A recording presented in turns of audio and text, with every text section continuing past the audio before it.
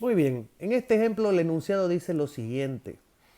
Determinar, escuchen bien, es importante esta pregunta, determinar la distancia horizontal que logró ese bloque, o sea que va a ser lanzada como un proyectil, la altura máxima y el tiempo total que estuvo en el aire. Entonces nos dan como dato un bloque de peso 700 newton que se le está aplicando una fuerza inclinada con 50 grados de 1000 newton y una fuerza inclinada de 30 grados hacia arriba de 750 newton. Entonces, antes de empezar, lo primero que hacemos es trazarnos el eje cartesiano, ver qué fuerzas están descentradas. En este caso está F1, está F2 y está W. Entonces hay que hacer tres descomposiciones. Para W vamos a tener que Wx es cateto opuesto, entonces se resuelve con seno, donde W vale W por seno del ángulo.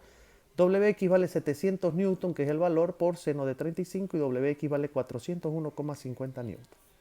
Wy es el invertido, si este es seno, el otro es coseno. Entonces vamos a tener que Wy vale 700 newton por coseno de 35 y Wy vale 573,4 newton. Ya están las dos componentes rectangulares de W calculadas. Veamos las de la fuerza en X. Fuerza 1, X, como se ven ustedes, es este cateto de acá, es cateto adyacente. Entonces vamos a tener que la fuerza 1 en X va a ser igual a F1 por coseno del ángulo, donde F1X vale 1000 newton, ese es su valor referencial, por coseno de 50, y F1X vale 642,78 newton. F1Y vale F1, el invertido del ángulo, si este era coseno, este va a ser seno, de 1000 por seno de 50, donde F1Y da 766,04 newton.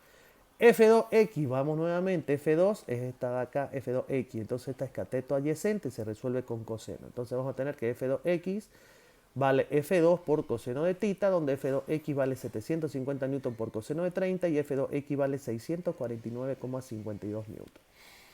F2Y vale F2 por seno de tita, donde seno porque es el invertido por si acaso. F2Y vale 750 newton por seno de 70 y F2Y vale 375 newton. Ya tenemos todo este desglose. Vamos al segundo paso que dice determinación de fuerza normal. Aquí es donde nos hacemos el resumen. Fíjense, ahí está la normal, la normal. Debido a W tenemos hacia abajo y hacia la izquierda, ahí está. En negro, hacia abajo y hacia la izquierda. Debido a la fuerza 1 tenemos en lila, hacia abajo y hacia la derecha, ahí tenemos en lila, hacia abajo y hacia la derecha. Y debido a F2 tenemos en azul, hacia la derecha y hacia arriba. Ahí está, hacia la derecha y hacia arriba. Entonces dice, todos los que van hacia abajo son positivos. Entonces veamos, este va hacia abajo, positivo, positivo, este va hacia arriba, negativo, este va hacia arriba, negativo.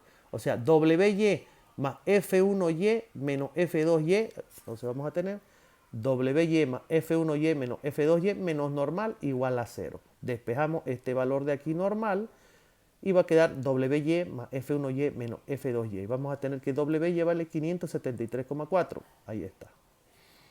F1Y vale 766,04. Ahí está. Y F2Y, ahí está, vale 375 newton. Hacemos este cálculo normal y fíjense que da positivo, ¿no? Siempre este valor para que continúe el ejercicio tiene que ser positivo. Da 964,44 newton. Muy bien.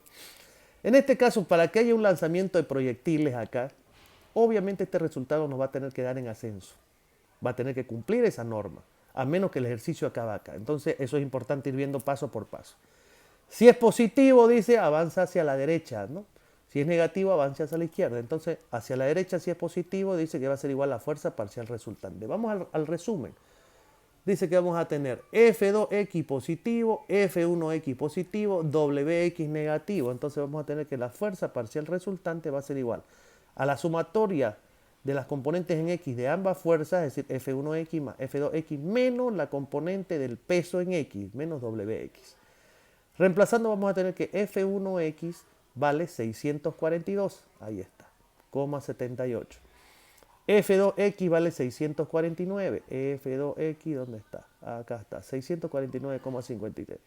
Y WX vale 401,5, ahí está, 401,5. Esa fuerza parcial resultante da 890,8 newton positivo, significa que efectivamente está yendo en ascenso. El ejemplo va yendo perfecto. Cuarto paso, determinación de fuerza de rozamiento. Tenemos que si este bloque está subiendo, va a haber una fuerza que se va a contraponer al movimiento. Ahí está. Esa va a ser nuestra fuerza de rozamiento. Entonces, vamos a calcular la que dice que es igual al coeficiente cinético por la normal. Entonces vamos a tener que esta fuerza de rozamiento va a ser igual a 0.03, que fue el valor que nos dieron de datos, por 964.44, que es nuestra normal. Ahí está. Esa fuerza de rozamiento nos da 28.93 newton. Con eso ya podemos determinar nuestra fuerza resultante total.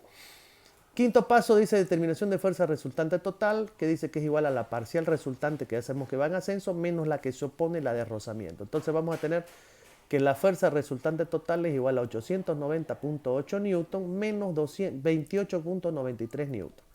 Esta fuerza resultante total vale 861.87 newton. Ya tenemos la fuerza resultante total en ascenso, que es lo que estábamos buscando. Ahora veamos con cuánto de aceleración está.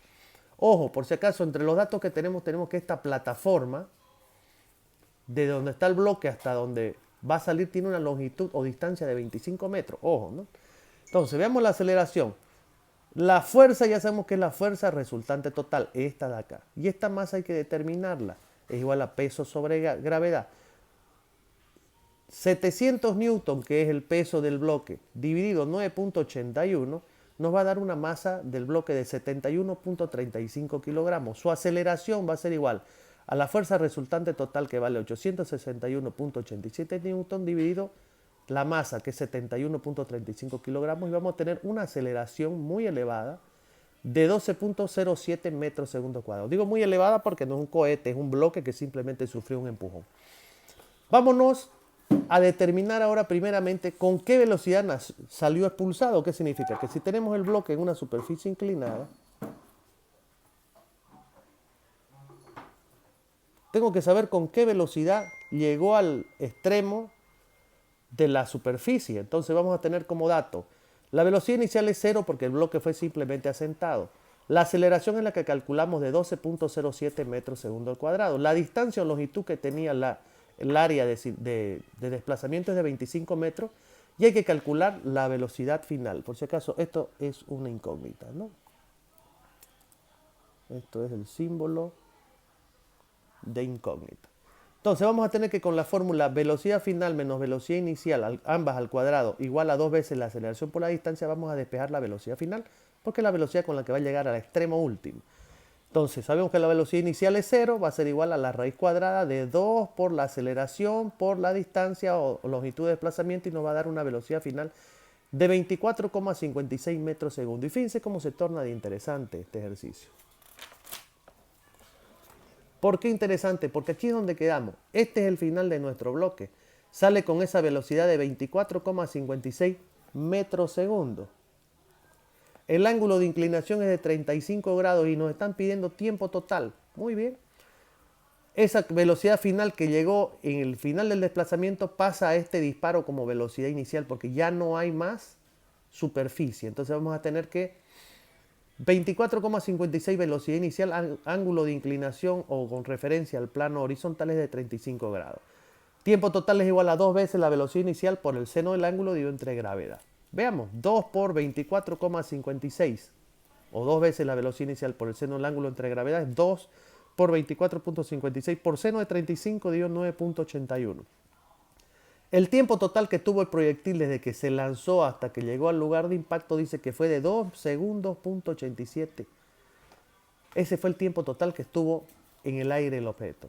La altura máxima que alcanzó, la fórmula es velocidad inicial cuadrado por seno cuadrado del ángulo dividido entre 2 veces la gravedad. La velocidad inicial 24,56 metros segundo al cuadrado por seno de 35, ese resultado elevado al cuadrado y dividido entre 2 veces la gravedad. 2 por 9,81. Eso reemplazando todos los valores en la calculadora da una altura de 10,11 metros.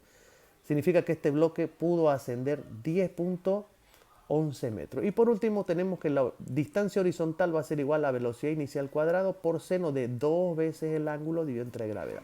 Es decir, 24,56 metros segundo al cuadrado por seno de 35 por 2, en realidad es seno de 70, ¿no? Dividido 9,81 y nos va a dar una distancia horizontal o de recorrido desde que partió hasta que impactó de 57,78 metros. Entonces con eso, jóvenes, sigo demostrando de que ahora todos los ejercicios se van a volver compuestos. Vamos a comenzar a combinar dinámica con movimiento uniforme variado rectilíneo, dinámica con movimiento parabólico, dinámica con movimiento vertical o con movimiento uniforme simplemente variado rectilíneo.